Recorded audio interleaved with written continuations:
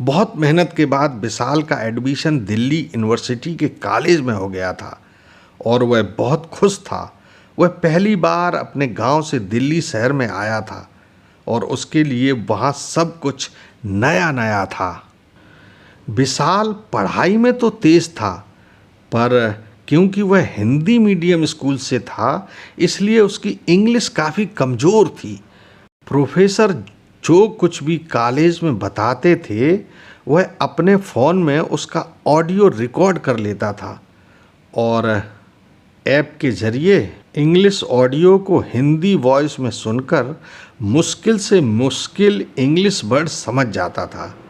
अब धीरे धीरे उसकी इंग्लिश भी काफ़ी बेहतर होने लगी।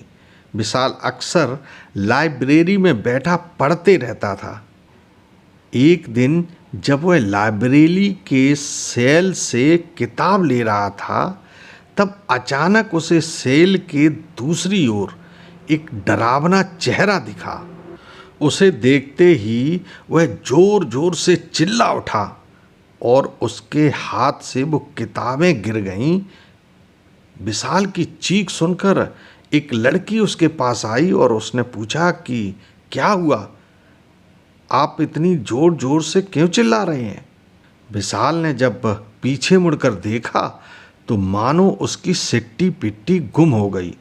वह लड़की बेहद सुंदर थी और विशाल उसको देखते ही मंत्र मुग्ध हो गया था। उस लड़की ने विशाल से फिर पूछा कि आप ठीक तो हैं।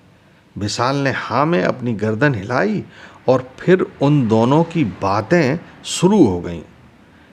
तब से दोनों रोज लाइब्रेरी में मिलने लगे और एक दूसरे के साथ पढ़ने लगे।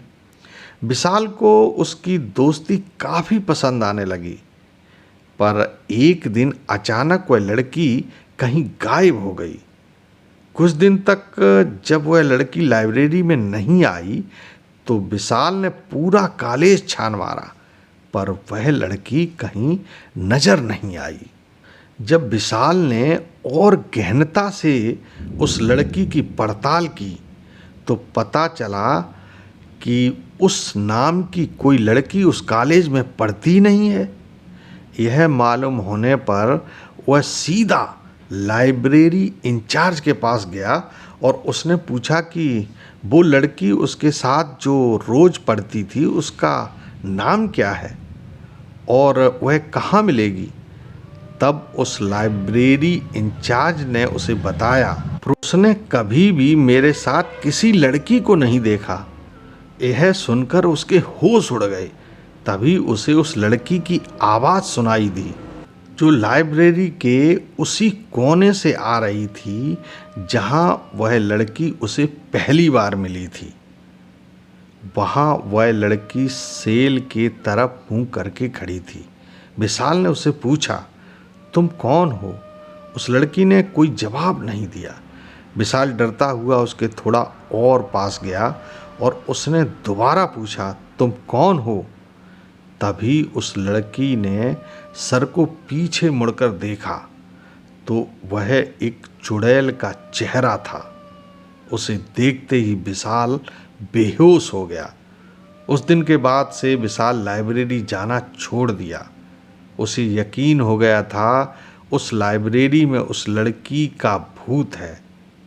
उसमें स्पेशल रिक्वेस्ट पर अपना कॉलेज चेंज करवा लिया, पर वह लड़की के चेहरे को शायद ही कभी भूल पाएगा। तो दोस्तों, आज की कहानी में बस इतना ही। कल फिर मिलेंगे एक नई कहानी के साथ, ठीक शाम 6 बजे।